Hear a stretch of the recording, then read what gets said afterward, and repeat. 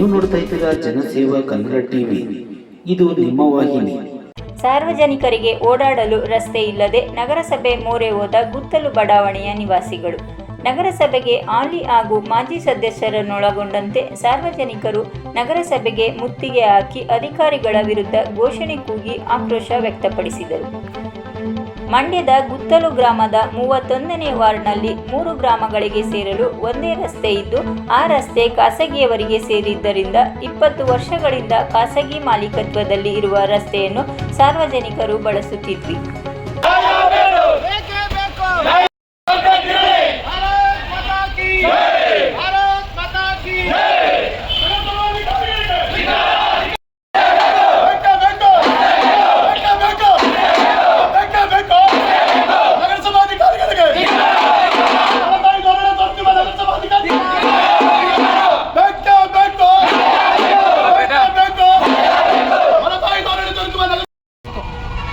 ಅದ ಪಾವತಿಸುವಲ್ಲಿ ನಗರಸಭೆ ಅಧಿಕಾರಿಗಳು ಅಲ್ಲಿಂದ ಇದ್ದಂಥ ಅಧಿಕಾರಿಗಳು ಎಲ್ಲ ನಿರ್ಲಕ್ಷ್ಯ ಧೋರಣೆ ತೋರಿಸಿದ್ದಾರೆ.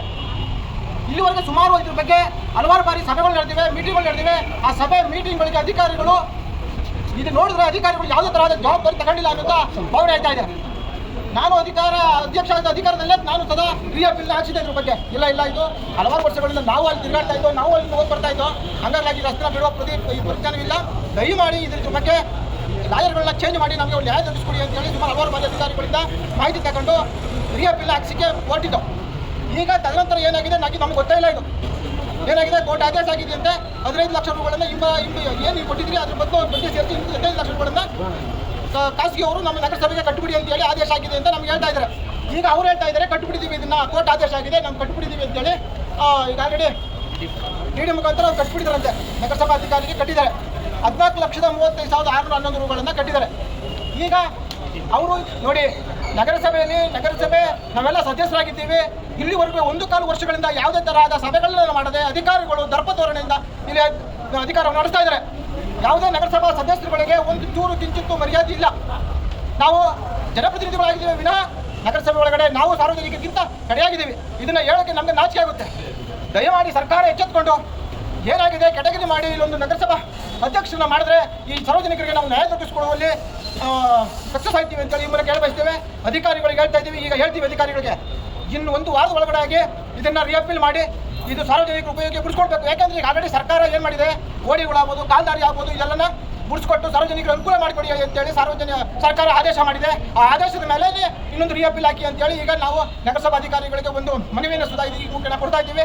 ದಯಮಾಡಿ ಇದನ್ನು ಅರ್ಥಕೊಳ್ಬೇಕು ನಗರಸಭಾ ಅಧಿಕಾರಿಗಳು. ಯಾಕೆಂತಂದ್ರೆ ನಮ್ಮ ನಗರಗಳಲ್ಲಿ ಎಲ್ಲ RTC ಮೇಲೆ ಎಲ್ಲ ಮನೆಗಳನ್ನ ಕಟ್ಕೊಳ್ತಾ ಇದ್ದಾರೆ, ರಸ್ತೆ ಎನ್ಕ್ರೋಚ್ ಆಗ್ತಿವೆ. ಇದ್ರ ಬಗ್ಗೆ ಯಾವ ಅಧಿಕಾರಿಯೂ ಸುಧಾ ಸೊಲ್ಲೆತ್ತಾ ಇಲ್ಲ, ಕಣ್ಣು ಮುಚ್ಚಿಕೊಂಡು ಕೂತಿದ್ದಾರೆ, ತಿಂಗಳಾದ ಸಂಬಳ ಇಸ್ಕೊಳ್ತಾ ಇದ್ದಾರೆ. ಇದ್ರ ಬಗ್ಗೆ ಸರ್ಕಾರ ಎಚ್ಚೆತ್ಕೊಂಡು ನಮ್ಮ ನಗರಸಭೆ ಒಳ್ಳೆ ಆಡಳಿತ ಅಧಿಕಾರಿಗಳನ್ನ ನೇಮಿಸಿ ಇದ್ರ ಬಗ್ಗೆ ತನಿಖೆ ನಡೆಸಬೇಕು. ಎಲ್ಲೆಲ್ಲಿ ಎನ್ಕ್ರೋಚ್ ಆಗಿರೋ ರಸ್ತೆಗಳನ್ನ ಬಿಡಿಸಿ ಸಾರ್ವಜನಿಕರು ಅನುಕೂಲ ಮಾಡಿಕೊಡ್ಬೇಕು ಅಂತೇಳಿ ಈ ಮೂಲಕ ಸುಧಾ ಇದು ಮನವಿಯನ್ನು ಸುಧಾ ಕೊಡ್ತಾ ಇದ್ದೀವಿ. ಇದಕ್ಕೆ ನಗರಸಭಾಧಿಕಾರಿಗಳು ಅಭಿವೃದ್ಧಿ ಪತ್ರದಲ್ಲಿ ಉತ್ತರ ಕೊಡದೆ ಹೋದ್ರೆ ನಾವು ಅನಿರ್ದಿಷ್ಟಾವಧಿ ಮುಷ್ಕರವನ್ನ ಮಾಡ್ತೀವಿ ಅಂತೇಳಿ ಈ ಮೂಲಕ ಹೇಳಬಯಸ್ತೇವೆ.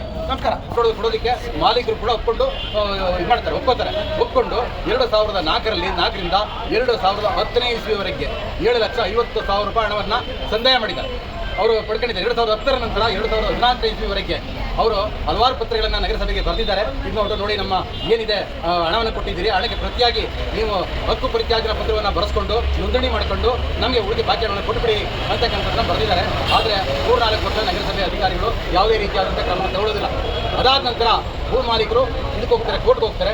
ಕೋರ್ಟ್ನಲ್ಲಿ ಇದು ಅವರಿಗೆ ಹೈಕೋರ್ಟ್ನಲ್ಲಿ ಅವರಿಗೆ ಒಂದು ಆದೇಶ ಆಗಿದೆ. ಏನು ಆದೇಶ ಆಗಿದೆ?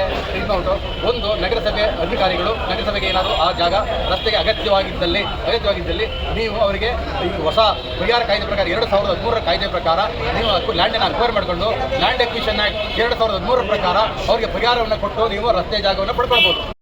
ದಾರಿ ಬಿಡಿಸ್ಕೊಳ್ತೀವಿ, ಬಿಟ್ಟಿಲ್ಲ ಅಂದ್ರೆ ಬುಡೋಜರ್ ಹೊಡಿಸ್ತೀವಿ. ಇವತ್ತು ಬುಡೋಜರ್ ನಾವು ಒಪ್ಪಿಸ್ಕೊತಾ ಇದ್ದೀವಿ. 31ನೇ ವಾರ್ಡಿನ ಜನ ಅಧಿಕಾರಿ ಒಪ್ಪಿಸ್ಕೊತಾರೆ. ಈ ಅಧಿಕಾರಿ ಹೇಳ್ತಾರೆ ಮುಂದಿನ ಏನೋ ಮಾಡ್ತೀವಿ ಅಂತಾರೆ. ಈಗ ಅಧಿಕಾರಿ ಮಾಡಿಲ್ಲ, ಅವರು ಓಡಾಡ್ಬೇಕು.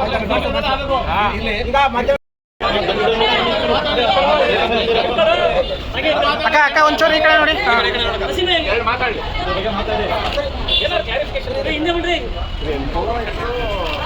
ಪ್ರಕರಣ ನಿಮಿತ್ತ ಉಚ್ಚ ನ್ಯಾಯಾಲಯಕ್ಕೆ ಹೋಗಿದ್ದಾರೆ ಸರ್.